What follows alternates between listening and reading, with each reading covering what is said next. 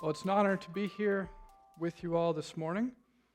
As Chuck said, I'm part of the Gospel Coalition Arizona Pastors Group, and so I've spent many times in this room for Charles Simeon Trust Workshop and gathering with fellow brothers and servants of the Lord, and so it's an honor to be here to open God's Word with you to see what He might have for us this morning.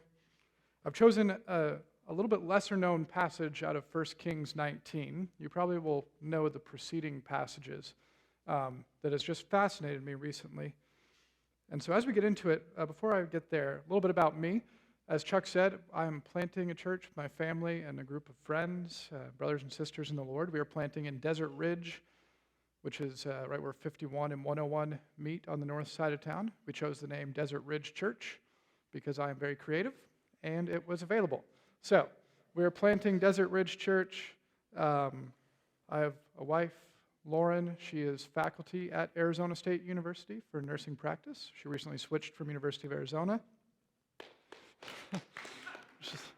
I got applause last service for that too. Yeah, so we are grateful for the switch. And she actually is a colleague of Jill in the nursing faculty, nursing school. Yeah, there's a fancy name for that, Edson something or other. And we have 3 sons, so Haddon, Lewis, and Knox, 5, 4, and 1. So if you ever wonder what my day while the sun is up looks like, you can imagine it. We ended up in Phoenix about 3.5 years ago. Before that, we spent 3 years in Seattle doing ministry there, and before that, we were in Nashville, Tennessee, which is where I'm from. One of our favorite things about living in Seattle was we could take day trips to really interesting places. So we'd go up to Vancouver, Canada, or down to Portland. And Portland was a particular favorite of mine because there's a place there called Powell's Bookstore. Anyone heard of it? Yeah, we got a few people. Powell's is an entire city block in Portland. According to the website, it is 68,000 square feet of books.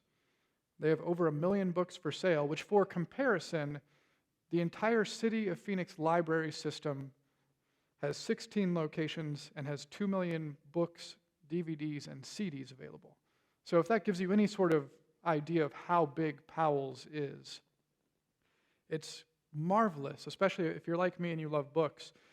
But we always had to work on something with my wife and I, which was, so she's very good in terms of shopping. I've never had to sit on a bench in the mall for hours upon hours. She, on the other hand, has to deal with me and bookstores. And Powell's in particular, we learned after the first time going that I needed a time limit and a budget. And so typically she would come and look at books for about 30 minutes and then go to a coffee shop to enjoy some good coffee while I would spend another 2 hours or so in the bookstore looking at some of the over 1 million books. And the problem I had was there were so many choices. In a building with that many books and so many good options, do I want fiction? Do I want nonfiction? Do I want this set of Charles Spurgeon books or this set of John Owen books? Or do I want to thumb through these periodicals? There were so many choices. Do I want new? Do I want old? Can I spend all of my money on one of the antique books in the fancy rare book room? And inevitably, I would leave and I would wonder, did I get it right? Did I actually get the best books based on the time I had and the money I was allowed to spend? Did I get the right books? Because I had a choice problem. There were so many choices, so many opportunities, so many places to give my time and my attention that I would leave worrying, what if I got the wrong book? What if I never find that particular copy of that C.S. Lewis book again? And the truth of the matter is, all of us run into this situation. Maybe for you, maybe it's not books. But I think if we're honest, the immense amount of freedoms and opportunities and choices can overwhelm us. And because we fear missing out on something, because we fear that we might make the wrong choice, we lose sight of what is most important. We become worried and anxious about doing the right thing instead of trusting in the Lord. And in our sin, we let choice distract us from what matters most. And what we're going to see in 1 Kings 19 is that because of what God does for us, we can surrender all for him. We can make the best choice by surrendering all for him in a world full of distractions. So if you have your Bibles, open up to 1 Kings chapter 19. We're going to be in verses 19 through 21. So 1 Kings 19, verses 19 through 21. 1 Kings is Old Testament. I know Chuck took you through 1 Samuel fairly recently, so a couple books to the right of that, you will find 1 Kings 19. Read along with me. So he departed from there, that's Elijah. He departed from there and found Elisha, the son of Shaphat, who was plowing with 12 yoke of oxen in front of him, and he was with the 12th. Elijah passed by him and cast his cloak upon him. And he left the oxen and ran after Elijah and said, "Let me kiss my father and my mother, and then I will follow you." And he said to him, "Go back again, for what have I done to you?" And he returned from following him and took the yoke of the oxen and sacrificed them and boiled their flesh with the yokes of the oxen and gave it to the people, and they ate. Then he arose and went after Elijah and assisted him. It can be easy to pass over these 3 verses at the end of 1 Kings 19. And if you know the context, you'll understand why it's even easier to pass over it. In 1 Kings 18 is the story of Elijah and the prophets of Baal on Mount Carmel, where they were in a drought and they're praying for rain, and all the Baal prophets and Asherah prophets are doing all their crazy stuff. And Elijah mocks them and says some crass things about their gods. And then Elijah does his thing. The Lord brings fire and then rain. And then Elijah finds his life threatened because the king and the queen do not like that the prophet of the Lord won the battle. So he runs, he flees, and the first 18 verses of 1 Kings 19, Elijah is on Mount Horeb for 40 days. And it is there that he is longing to hear the Lord speak to him. He is fearing for his life. He is fleeing. He is anxious. A wind comes, but the Lord is not in it. An earthquake comes, but the Lord is not in it. Fire comes, the Lord is not in it. And finally, in a whisper, the Lord comes to Elijah. He encourages him. He says, "I have a plan. I know what I'm doing." That's a paraphrase. And he says, "I'm going to appoint these new kings, and I'm going to give you a helper, a new prophet to come with you, a man named Elisha." And so that's where we find ourselves, where Elijah, coming down from the mountain, has now found his successor, his partner, his servant, Elisha. And he finds him plowing a field. And on the surface, we might think this is kind of a strange little passage that talks a little bit too much about oxen, and then it's over. But there's so much going on here because of what Elisha does. Elisha is going to be the character that is going to draw out the truth of the Scriptures for us. If you're note takers, I have a little 4-point sermon here. We're going to start with the call of Elisha, then the sacrifice of Elisha, then the true and better sacrifice, and then the true and better call. So the call of Elisha is where we begin. Elijah is coming down. He runs into Elisha as he is plowing. And here we can start to learn some things about Elisha, because it says there are 12 yoke of oxen. That is a significant amount of oxen. And you have to remember, in this day and age, it is an agrarian society. It is a place that is built on farming, on living on the land, so that how you determine someone's wealth is not by the size of their bank account or their 401k or whatever car they're driving. Instead, it is based on their land and their flocks and their herds. And so we can determine just from these short verses that Elisha is from a well-off family. 12 yoke of oxen is significant. So he's from a family of means, but he's not above serving. Notice what it says. It says there are 12 yoke of oxen in front of him, and he was with the 12th, which means that he is on the ground doing the work with probably some hired laborers, some servants. But Elisha is a worker. He is doing the work that God has placed before him on a daily basis, which will help us see why he is so responsive to the call. And then Elijah comes and calls by putting his cloak upon him. Cloak in this situation was a garment that would be draped over a prophet or a king. Multiple times in 1 Kings and 2 Kings, we have references to cloaks on both prophets and kings. It is not a magical cloak. This is not the wand choosing the wizard. It's not whatever is happening with Doctor Strange. I don't fully understand that superhero.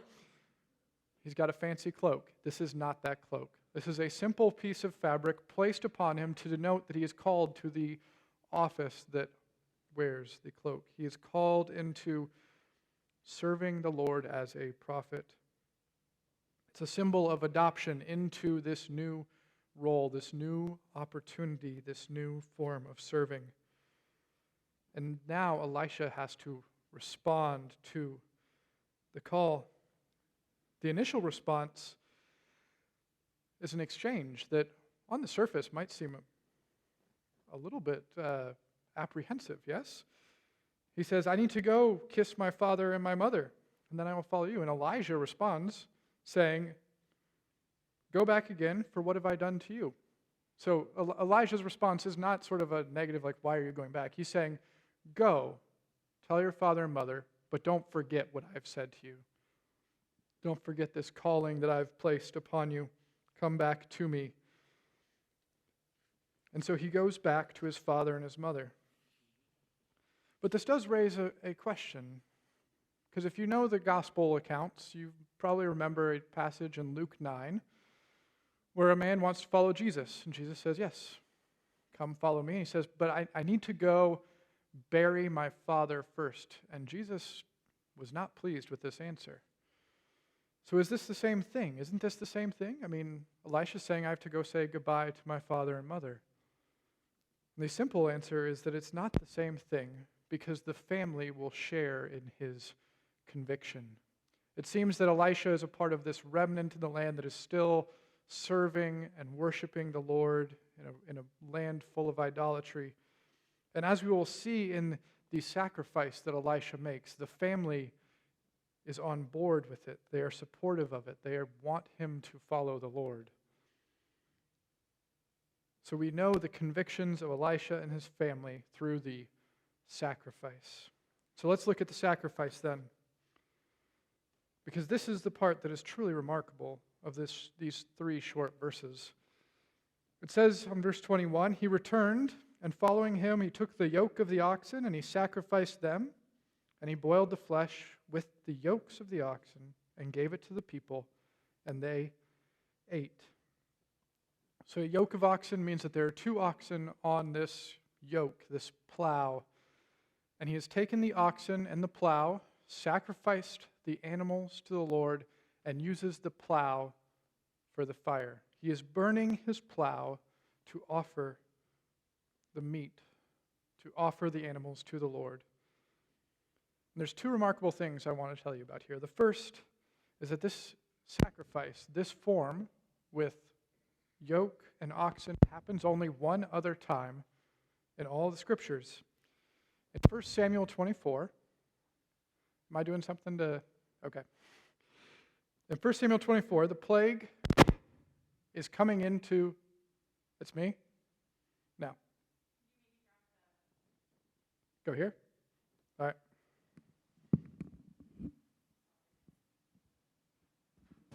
Can you hear me? All right. So, that's a little bit louder.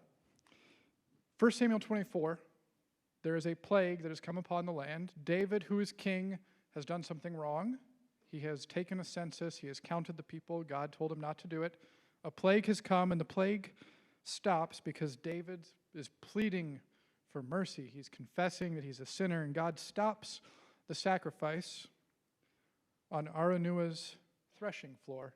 And it is there that David takes the oxen and the instrument for the oxen, the yoke on the threshing floor, and offers it to the Lord. He uses the yoke, plow for wood and the oxen for the sacrifice. The same sacrifice that Elisha is doing here. And it seems rather unlikely that this exact sacrifice would be repeated unless God is trying to show us something. David's offering was one of immediate obedience out of care for God's people. Elisha's sacrifice was obedience so that he could go and serve God's people. This is a sacrifice of obedience. It's a sacrifice to the Lord, praising the Lord, but it's also one of great cost. Because the second thing I want you to see about this sacrifice is that Elisha is leaving everything behind. Elisha is 100% turning his face and his gaze upon what the Lord has called him to do. Elisha burns the plow, which for you and me probably doesn't seem like that big of a deal. You need some wood, you burn what you have. But for Elisha and for his family, the plow is meaningful. The plow is useful. The plow is a tool to care for the land, to sow and reap and care for the family and build wealth. But for Elisha, he's saying that there is something greater for him. Elisha is pursuing that better thing. He doesn't need a backup plan. I have a friend who his son is just starting college, wants to do photography. And so my friend told his son, that's fine, pursue photography, but you have to major in business as well, just in case. Elisha is not doing the just in case. Elisha is saying, I do not need this anymore because something greater has come. The sacrifice is burning the plow. He's burning his livelihood. He's burning the thing that cares for and serves his family. Just the amount of faith and the type of faith here is remarkable because Elisha believes that this calling, that his calling here is the greatest good that he will receive. And so he doesn't need the plow anymore because there's something better ahead. Elisha believes the calling of the Lord is greater than anything that he can or would achieve with a plow. Jim Elliot had a similar sentiment when he wrote, he's a missionary who died in martyrdom. He wrote, "He is no fool who gives what he cannot keep to gain what he can never lose." That is the same mindset, a desire to sacrifice in obedience to the Lord, that there is something greater in the calling of the Lord than what is immediately in front of him. But the good part for you and for me here is that we not only can live like this, but we can live like it because we have a better prophet. We have a true and better Elisha. Jesus Christ, who for the joy set before him obeys the Father for the good of his people, who offers a better sacrifice, who is himself the sacrifice. So let's turn to Hebrews chapter 10. I'll show you this, that Jesus is the true and better sacrifice. He is himself the sacrifice. Hebrews chapter 10. Hebrews is in your New Testament. Hebrews 10, verses 8 through 14. The writer of Hebrews writes this: "When he said above, you have neither desired nor taken pleasure in sacrifices and sin offerings and burnt offerings and sin offerings. These are offered according to the law. Then he added, behold, I have come to do your will. He does away with the first in order to establish the second. And by that will, we have been sanctified through the offering of the body of Jesus Christ once and for all. And every priest